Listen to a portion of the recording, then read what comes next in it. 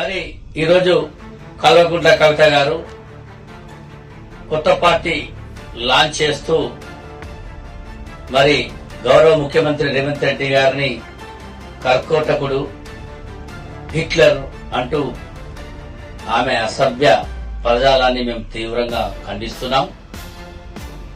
ఆమె వారి యొక్క కుటుంబ కలహాలతో, వారి ఆస్తి పంపకాలతో, వారి మధ్య జరిగిన వివాదంతో బయటకు వచ్చి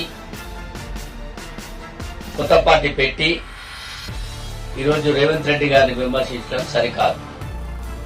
మరి నేను నిజంగా నీకు ఇలా చెప్తాను, బీసీల మీద ప్రేమ ఉందని.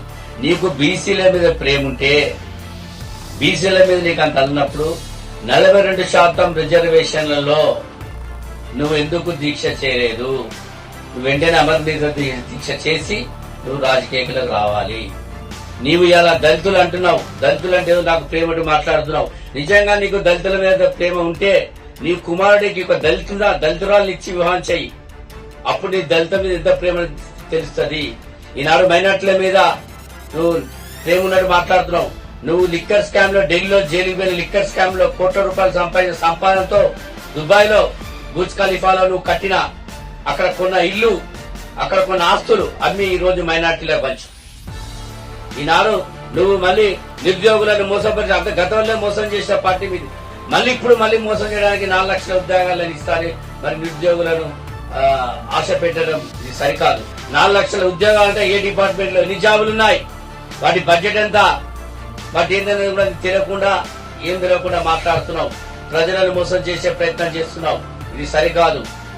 మరి అదే కాక నువ్వు రేపు ఎలక్షన్లలో నీకు దమ్ము ధైర్యం ఉంటే నువ్వు ఒంటరిగా పోటీ చేయాలి.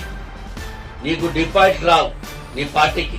నీ పార్టీ ఎక్కడ అభ్యర్థులు సరిగా లేరు. నీ అభ్యర్థులు క్యాండిడేట్లే కరువైతారు.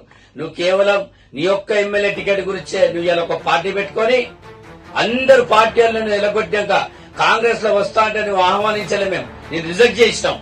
మాకు విదేశాంతి ఉండగా నువ్వు ఎందుకు అక్కర్లేదు, మాకు స్టార్ క్యాబినెట్ నేను రిజెక్ట్ చేసిన పరిస్థితి ఉన్నాయి. అప్పుడు నువ్వు అన్ని పార్టీలు తిరిగి ఏ పార్టీ నిన్ను లోపల రాని ఎప్పుడు నువ్వు కొత్త పార్టీ పెట్టుకున్నావు. ఈ పార్టీ పెట్టుకుని ఇవాళ కాంగ్రెస్ పార్టీని విమర్శిస్తాను. నువ్వు రేపు ఏ పార్టీతో పొత్తు లేకుండా నువ్వు ఒక్క సీటు గెలిస్తే నేను రాజకీయ సన్యాసం చేస్తాను. నేను సభాముఖంగా నేను తెలియజేస్తున్నా. వెంటనే బహిరంగంగా నువ్వు మళ్ళీ కాంగ్రెస్ పార్టీకు, సీఎం రేవంత్ రెడ్డి గారికి క్షమాపణ చెప్పాల్సిందిగా నేను కాంగ్రెస్ పార్టీ తరఫున డిమాండ్ చేస్తున్నాను.